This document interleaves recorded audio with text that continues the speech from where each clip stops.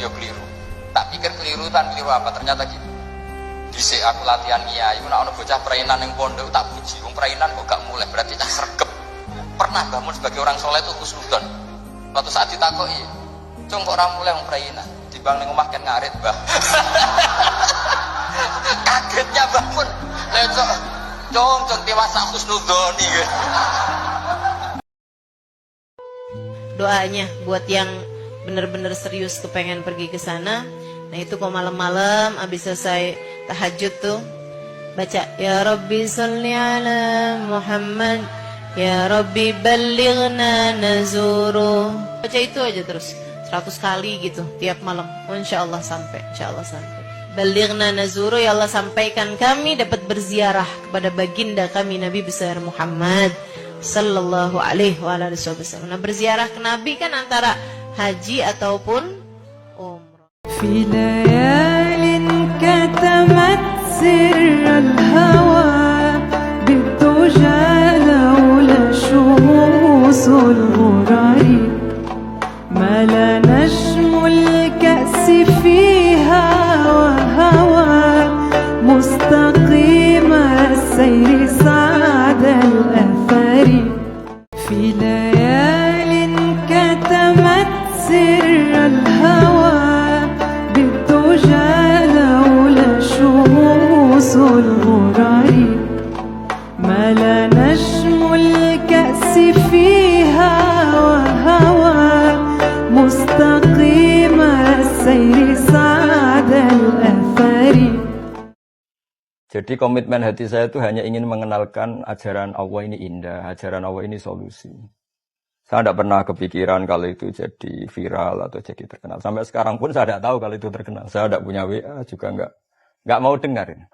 Nggak punya WA Gus? Nggak punya sampai sekarang, nggak punya, hanya lewat adik. Akhirnya ketika dengar katanya saya terkenal, banyak yang ngaji itu, terus ingat cerita Nabi Ibrahim tadi bagus. So, Allah lah yang menyampaikan itu. Iya. Sehingga agak perlu jadi beban saya harus parlente atau harus gaya, harus apalah. Ya saya tetap biasa seperti ini. Karena ini pakaian yang saya kenal, saya merasa nyaman. Syukur-syukur ini mewakili bilisani kaumi karena saya orang Indonesia. Bisa lagi itu jadi dalam lengkap. Nah yang jelas itulah kira-kira. Jadi keinginan saya menerangkan hukumnya Allah itu tidak saya ingin dikenal, tapi supaya hukum Allah itu dikenali. Tidak ada sesuatu yang paling disukai oleh setan selain melihat seorang mukmin yang berhati murung.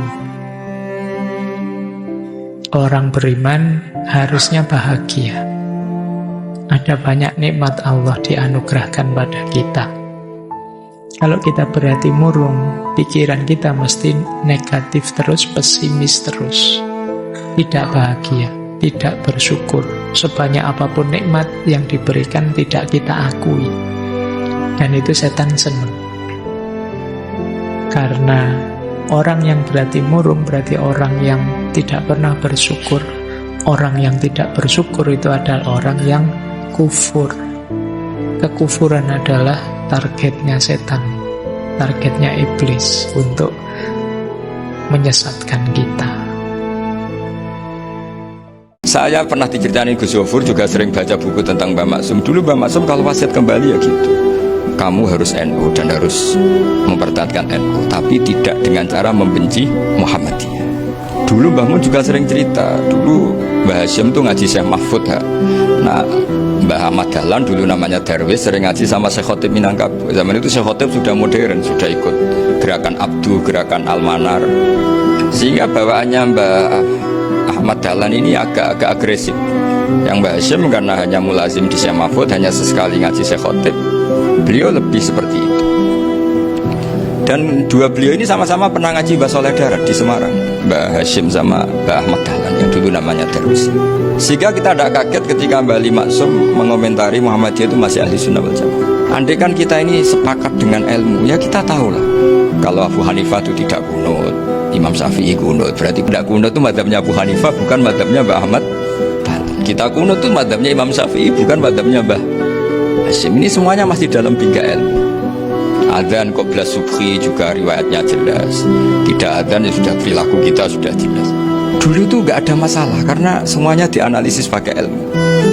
Tapi sekarang pakai identitas, yang kunut tuh NU, yang nggak kunut Muhammadiyah. Berarti Abu Hanifah itu Muhammadiyah, Imam Syafi'i itu NU. Kan terus jadi repot. Dulu kita ini pengagum ilmu, bukan pengagum perbedaan.